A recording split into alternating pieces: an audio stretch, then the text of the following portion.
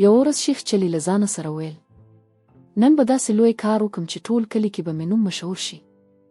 سهار وختي بازار ته ولاړ. هلته یو سړی ولید چې تودې تودې پکوړې یې خرڅولې.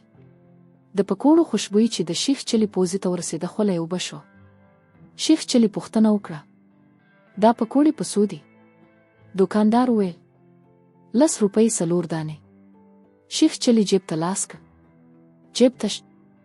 له ځانه سره یې ویل که پیسې نه لرم عقل خو لرم.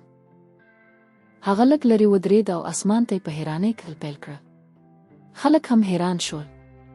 یو سړي وپوښتل شیخ چلی څه ګورې؟ شیخ چلی ویل نن داسې ښکاري لکه له اسمانه به ډوډۍ راولوېږي. ټول خلک اسمان ته وکتل. هماغه وخت یو کارغه راغی او د پکوړو ټوکرۍ ته کښېناست. دوکاندار هم وارخطا شو، اسمان ته یې کتل پیل کړل. بس نو همدا موقع وه. شیخ چلی ژر 4 پکوړې واخیستې او منډه یې کړه.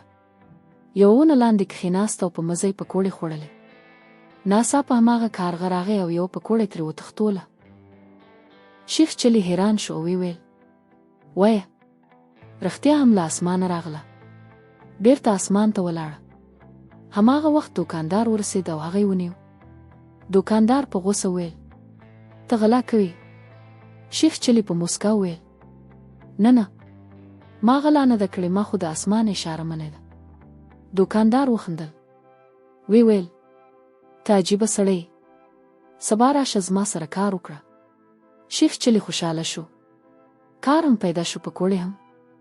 بله ورځ چې دوکان ته راغی دوکاندار ورته ویل نن ته پکوړې خرڅوه. شیخ چلی په لوړ غږ اعلان پیل کړ راشئ راشئ. داسې پکوړې چې تر اسمانه رسیږي.